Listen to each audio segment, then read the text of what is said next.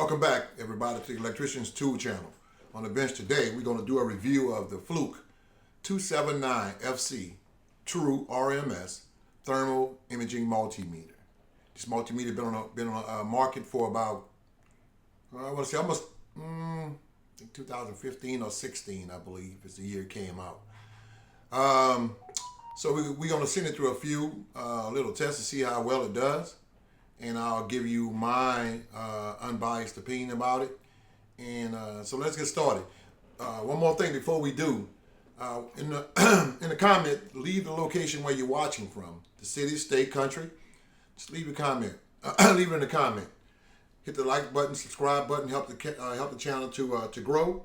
And I really would appreciate it. But let's get right to it. Excuse me. I'm gonna zoom it in closer. Just to give you an idea of what's around a dial, okay? So let me just zoom it in. As you see, they have volts. Volts. They have a low Z, and they have volts. They have hertz AC, hertz DC, and volts DC, millivolts, AC and DC, capacitance, ohms, continuity, diode, hertz, iFlex. And they also have the IR camera. They also have a setup button. The soft keys hold min, max, range, and this yellow button is for the yellow features around here in case you need to switch to that. A setup button, this is for the backlight. I think they have two stages. Yes, two stages of the backlight, and that's really nice. I don't know why they couldn't do that backlight like this on the 289 that they had, or the 87V. That would have been really nice. But that's the backlight. You have the setup button, which would we're gonna get to all of these in a minute, and the save button and the Fluke Connect button. Now this one is a little bit different. It powers on like the 289 or 287. You have to press this green button right here to power the unit on. Now it does have a rechargeable battery, but it's not as easy as you think. It's accessible, but not readily accessible. If you know, for electricians, you know what I'm talking about. I can charge it up, but I have to take the back door off and do other things to charge it up. And the battery takes 5 hours to charge. If it was completely depleted from no juice whatsoever, it takes 4.5 to 5 hours to completely fully charge, according to the manual. So don't let the batteries go down. And also, while we're talking about the batteries, if you were to buy a brand new battery, let me just back up some from here. You were to buy a brand new battery for this unit. Matter in fact, I just bought one today from Amazon, and I am an Amazon Prime member. I had to pay $226. So if you're not a Prime member, you're trying to buy it from some other place, maybe test equipment, something like one of them other places like that, you may be paying close to almost $300 for a battery. Now, also, this meter is I think it's cost about when I look today, $1,554.99. $1,554.99 for this meter. So what we're gonna do, we're gonna go through some like I say, some little tests, and we'll see if it's worth it, and I'll give you my opinion about that price, and what I think about it, and what I think about the meter. So let's get started. We're gonna do the first things first. We're gonna go with the voltage. Okay, let me get the test leads out that I'm gonna use, and let me see here. Give me just a second, guys, just a second. All right, just a second. All right. I'm going to use the other Fluke that we have here and we'll see just how well this one does alongside of this one. We're going to test voltages first, and we're going to do some other tests with it, and we'll see just how well it does. Okay.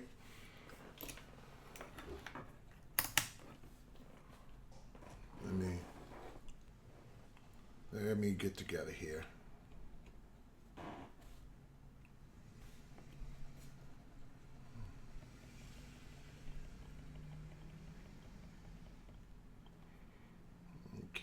enter. All right. So I'm gonna connect to the mains, and we'll just see how well they both are. I have to tell you, the screen on this 279 is really nice. A very nice screen. Like I said, I just wish they would have done this with the 289 for the price that it costs, but it is what it is.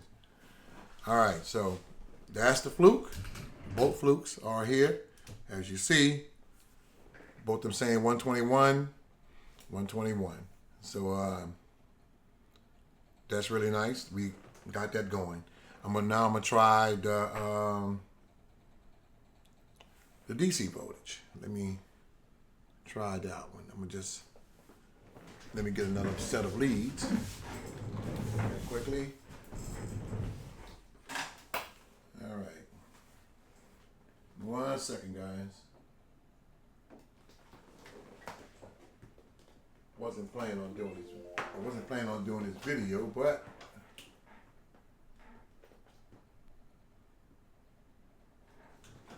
let me get this. I'm trying to. Oh, okay. Here we are.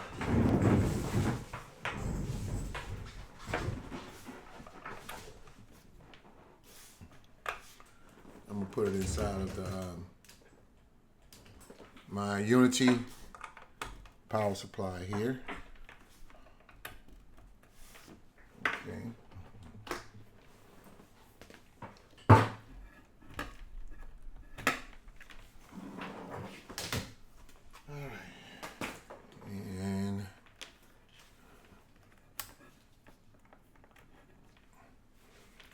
See just how well it does. Okay, so let me just change this over.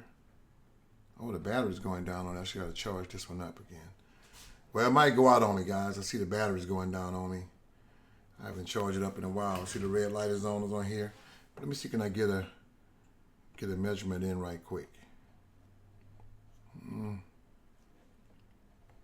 Maybe so. Maybe I can't. Maybe I can. Let me see. It's DC. Okay. All right. Both of them saying 30. That's the max that it's set on. It's a 30 volt power supply. 3025, 3027. Both is reading really good. All right. That's good. Now.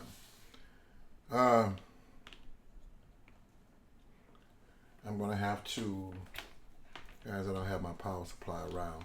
So, well, that's okay, because the next things I'm going to test with it is the capacitors, and I'm going to use and then we'll just talk about it, and then we'll go into the thermal and the features. So I'm going to just use this Mass Tech, and I can tell you ahead of time that it's going to be different. But I'm going to see between the two, because those of you who know that a LCR meter and a multimeter, when they do capacitance check, they measure with different types of voltage. One use DC and one use AC to measure a capacitor. So it may be, it's going to show some difference here. So that's why, as always, when you're measuring capacitors, you want to use an LCR meter, because that's more correct than a DC. Than a multimeter. If a multimeter is all you have, that's okay, but I prefer an LCR meter. But let's just see how well it does. I'm just shorting these out, and we'll see just how well it does. Okay. Now I have two capacitors here. Let me just back it up a little bit so you guys can see what I'm doing. All right, I have one here for 68 microfarads and one for 560 microfarads. So we'll just see how well this. I really do like this big screen on here. It's really clear on the Fluke. It's really nice and clear. And it's fast. Look at that, 516 microfarad. Let me just hold 519. Let me just hold that and see just how well it does. Okay.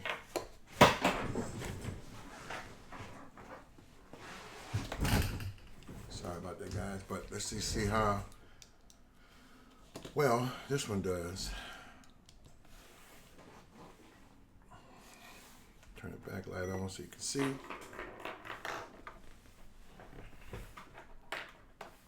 Okay, this one has 482 microfarad. Okay, let me just change the frequency and see how close it'll get to there. Right now it's on 1 kilohertz. That's 10 kilohertz. It's not showing anything right now, so let's go to 100 should get it. 100 hertz should get it. That's 100 kilohertz, so let's do 100 hertz and see. That should give me something right there. 496, okay? So I always test mine at 100 hertz. Sometimes it varies, but I always manage to get a good reading of 100 hertz. So this is 496.5, that's 518. You see the difference? So anyway, that's a video, that's for another video, but between how to measure this one with a multimeter and LCR meter. But the best thing to do is use the LCR meter. So let's, I have another one for 68 microfarads, which would be this one. Let's just see how well it does.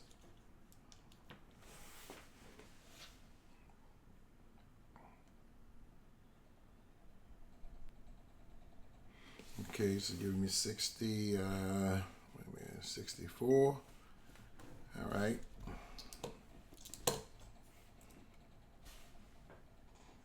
Just to shorten it out. Okay.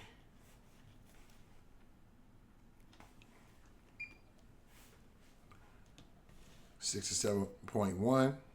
That's the difference. Close enough. Okay. So far, it's doing good. This one, that's the one that we're doing a review with today, is this one. So, I have this is a 250 kilo ohm resistor. Let me just try and we'll see.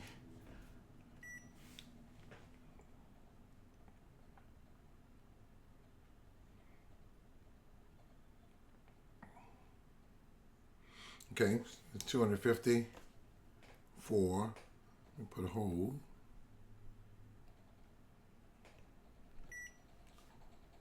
Let's hold. Let's do ohms here.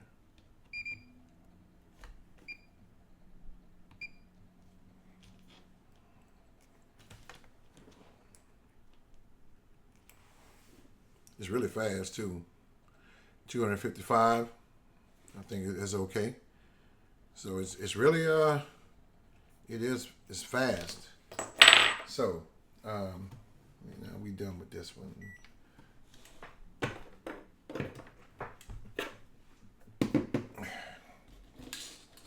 Now this one so far it's been doing okay.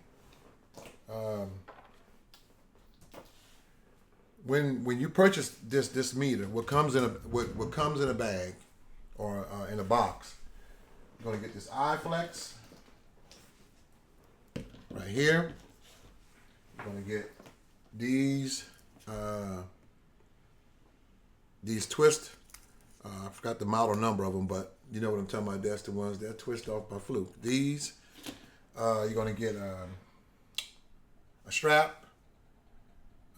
The case it comes in, and alligator clips, the small ones.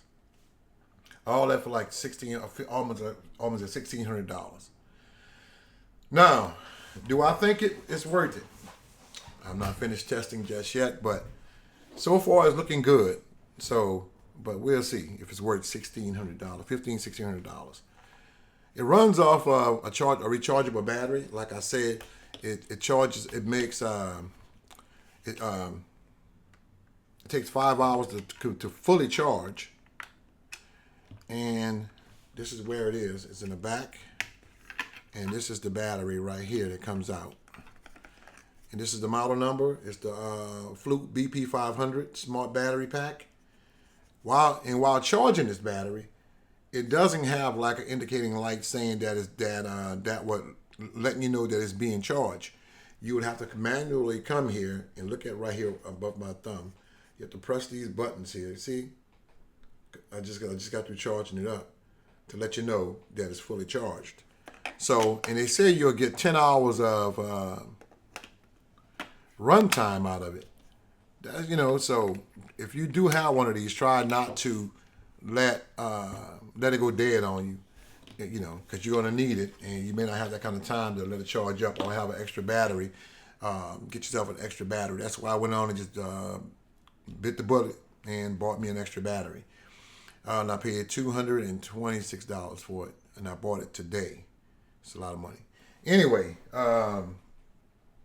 so that's the battery.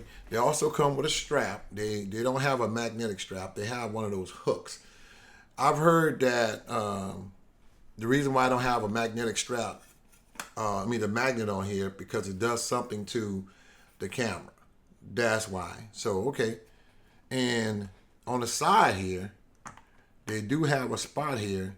Now, someone I mentioned, I saw one of these guys on their, what is it? It was, somebody did a review.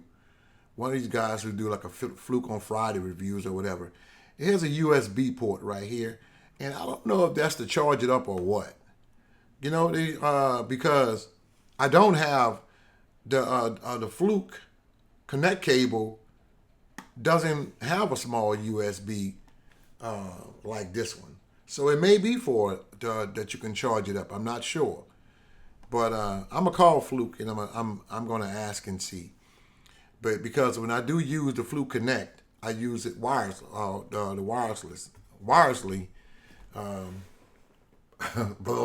Can't talk right now. I've been drinking coffee. I use the Fluke Connect, the wireless connection. So, but that got to be for something. It doesn't say in the manual if this to help charge it or what. But I would say that would be really messed up if I had to do this every time I want to charge it up. I have to take that apart, and I have to do this. See a little hole at the top? That would be a mess. Because, taking this off and on all day long, you can break the back door to it. You can lose the back door and what have you. So that got to be for something.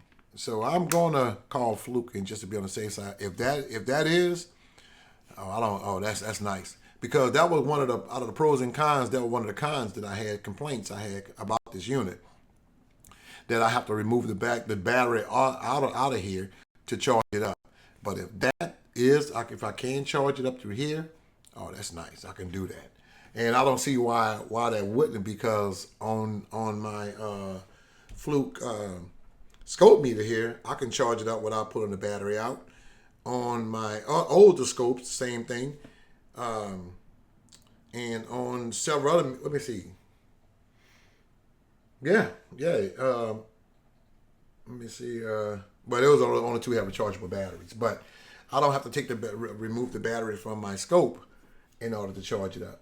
So this is the flex right here. That this is the same flex that you use with the clamp meters. It'll fit inside of here. And let's just see about the amperage. I have on the end here, I have my, let me get it right for you guys. On the end here, I have my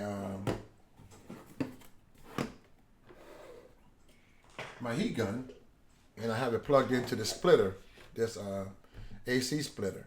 So I want to see the amperage.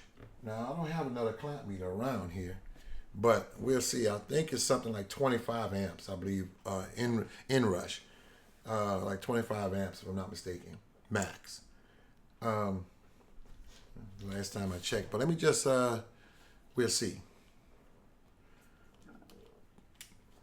Okay, so that's, I'm gonna plug it in here.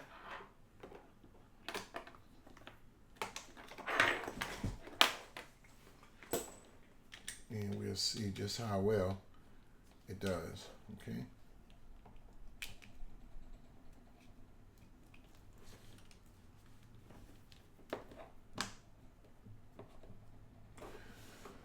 Okay. Now I'm gonna use this. Just using it to turn it on, and we'll take a look and see just how many amps that it draws. Here we go. Oh, hold on a second. I had it on. Oh, there we go. Watch it.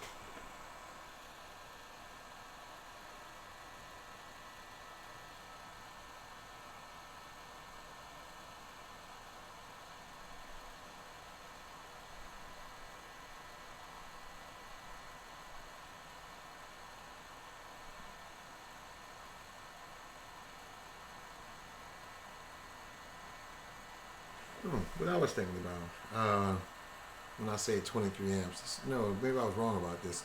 What I was thinking about. Anyway, this is 7.9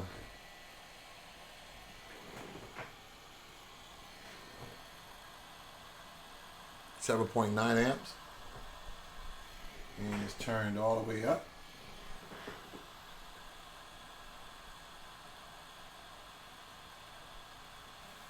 Okay, it's kind of fast, so I'm gonna see what happens when I turn it off.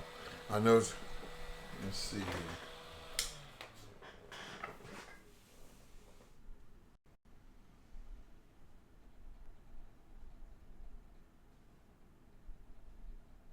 Okay.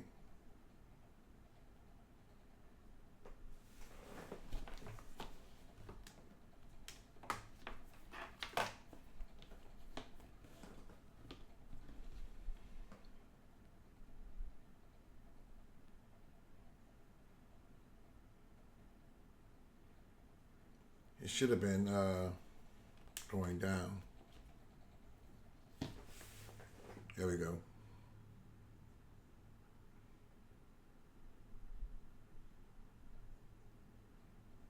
They don't have a 0 button on here, but they do have a calibration. Maybe I should have pushed that calibration. But anyway, it should be zeroing itself out because there's nothing going through it. Let me just see here. Okay, it's going. So slow though. Okay, let's just see. There we go. Maybe it has some kind of, this thing's so sensitive that that's what happened. It zeroed itself out. So, okay, maybe something going on with this iFlex, so sensitive. Like I said, the meter leads itself is all really, it's really nice. So, you know, that what comes with it. You know about the battery. Now let's do the Fluke Connect. Let's do the camera. Let's see, that's the camera.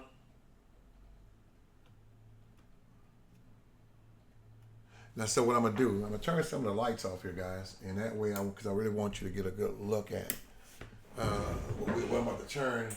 We're about to turn this heat gun on again and let you get a good look at it.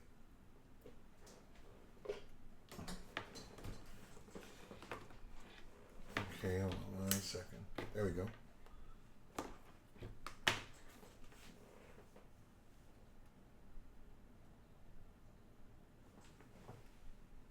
Is it on?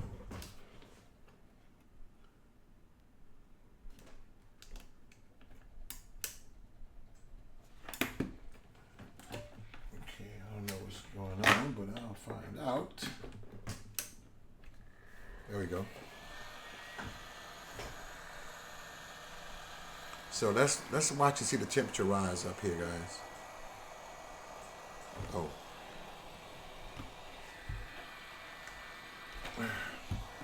Let's see if it gets up to 400 degrees, like this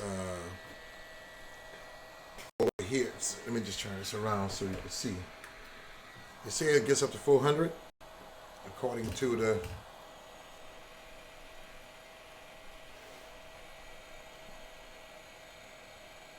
right now is at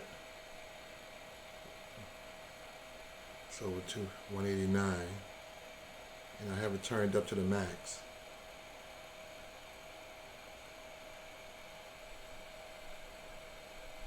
It's not getting any hotter.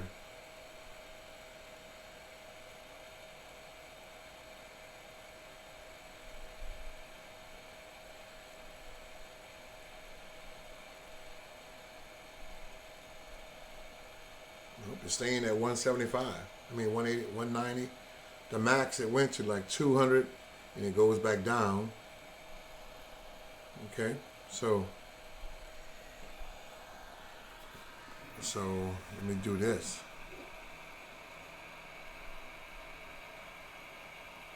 Nope, it is not making it. So what I'm gonna do? Oh, I want to save it. My bad. I wanted to save this and show you on a Fluke Connect how it looks. Okay, so I'm gonna capture this picture. I'm gonna save that. Save. Okay, so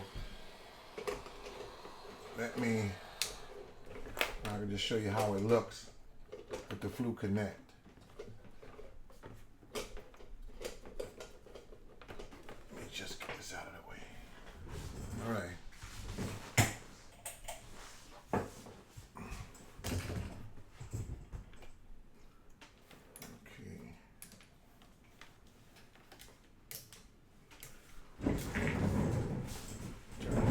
Turn the lights back on, guys, so it'll be nice and clear for you to see.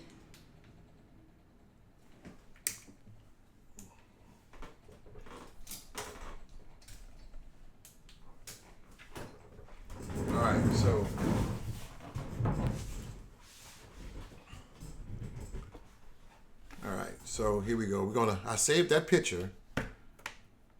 So what we're gonna do, let me turn on the Fluke Connect here. Back up some.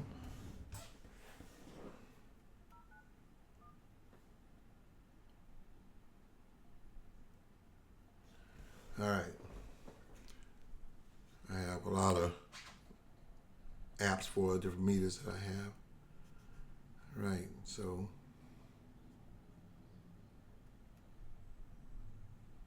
I guess I better upgrade because I wanted to be able to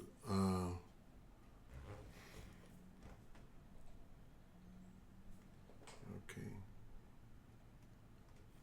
Give it a few seconds, guys. I should have this is an old phone that I use when I'm doing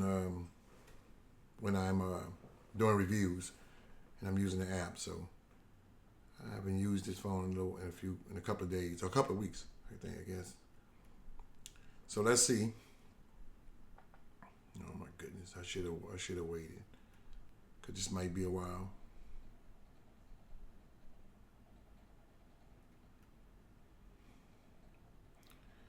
I'm gonna have to edit this out of there. Oh, okay, there we are. Open.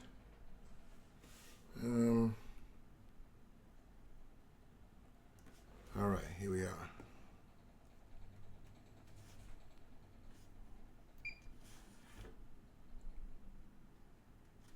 See, it found it, 279.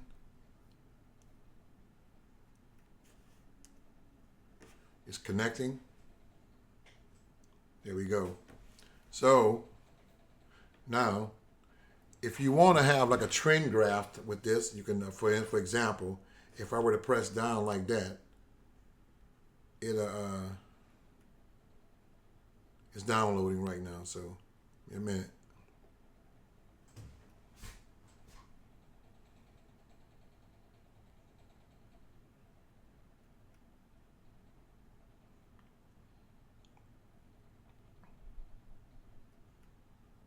%, 87, 93. There we go. All right.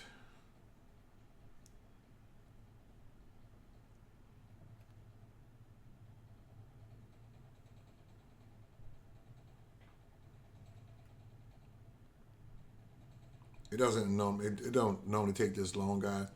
Like I said, this phone have to update and catch up. So give me a minute.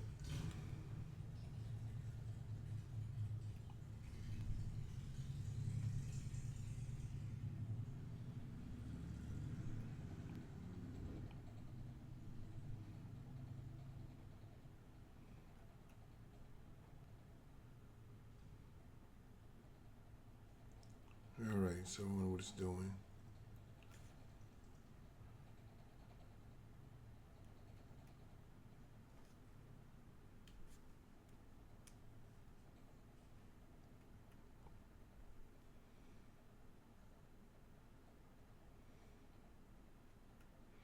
It's download in progress. It's at 100%. It should have. 1 second. Let me get out of here. There we go. All right, so don't worry. The one at the top is the one I was messing around last night with it. This is the one that at the bottom is the one I just had taken today. I have to say it's a really nice picture of it. It's nice and clear too. So if I wanted to add annotations to it, or if I wanted to write something like a work order, I guess, let me see.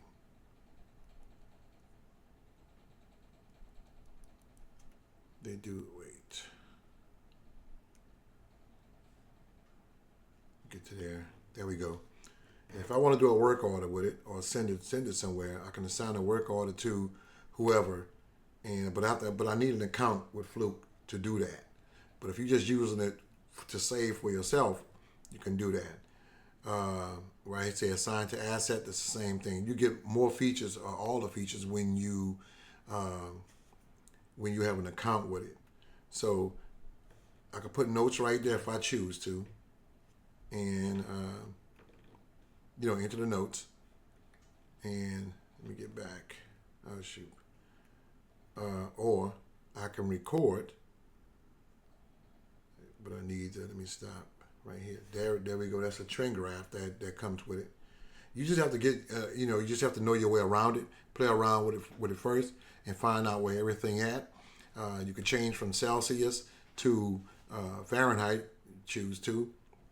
And so let me just go back here, and I want to download again. Images are already downloaded. Okay, that's right. It's downloaded. All right, so that's okay. That's it's letting me know the model, device description, 279FC, serial number, and so on and so forth. I can rename the device, or that's telling you right there with the device name. I can save it, or I can clear it. But and if you choose to, this is a camera right here.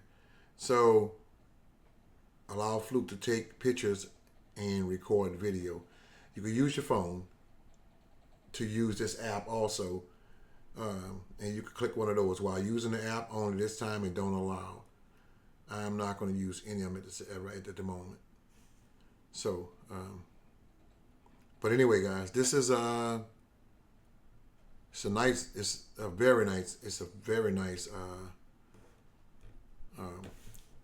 camera, multimeter, and if you don't want to, when you're done and you want to disconnect the multimeter from here, where you have it say right here, say 279 connected, just close it, and it'll disconnect itself from communicating with one another.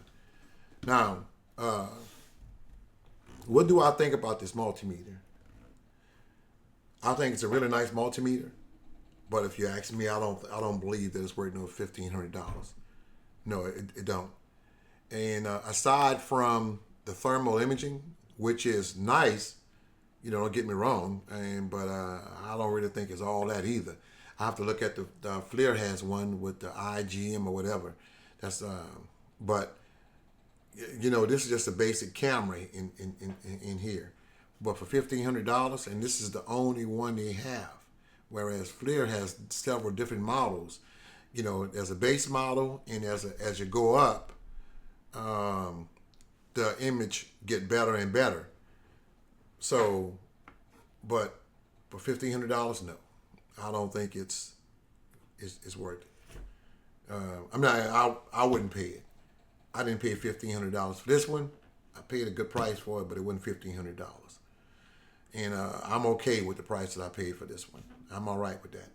And I'm going to use it. I'm going to let it make its money back. I'm going to make my money back off of that. But for $1,500, no. No. But it is a nice multimeter. Everything seemed to work. Let me just show you with the setup here. I didn't get a chance to show you none of the soft keys here. So let me get back and get out of here. I'm going to put it back on low Z and see what this. Well, you know, that's the hold button on the screen. Min max.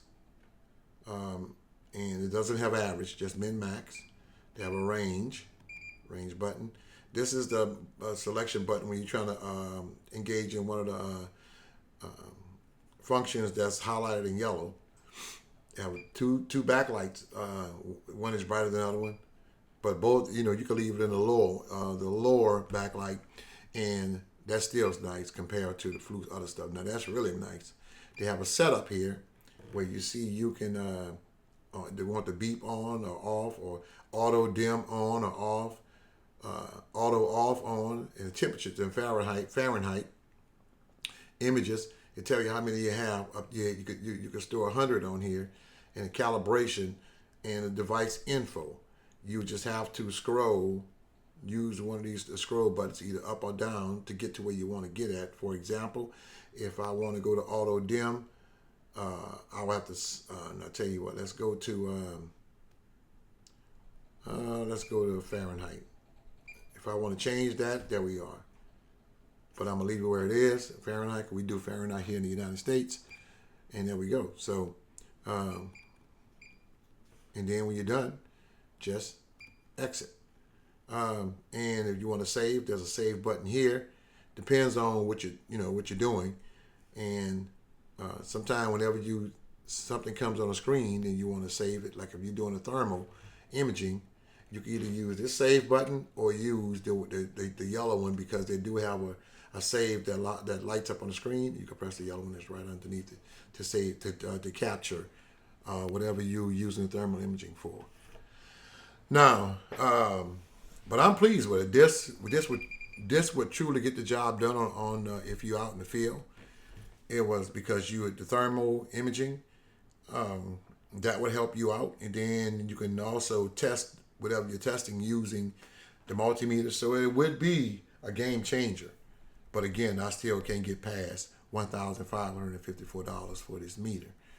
You know, I can find myself, they have too many. If you just need a thermal imager on a multimeter, they have some cheaper ones on the market that I haven't tried yet, but I've seen some guys on YouTube. It looked like it's pretty decent for much cheaper than this.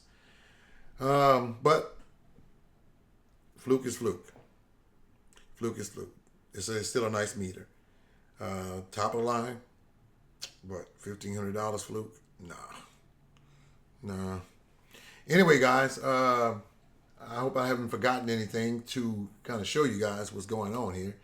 I hope I haven't forgotten anything. But, don't forget, guys, to leave the location where you're watching from, wherever that may be, country,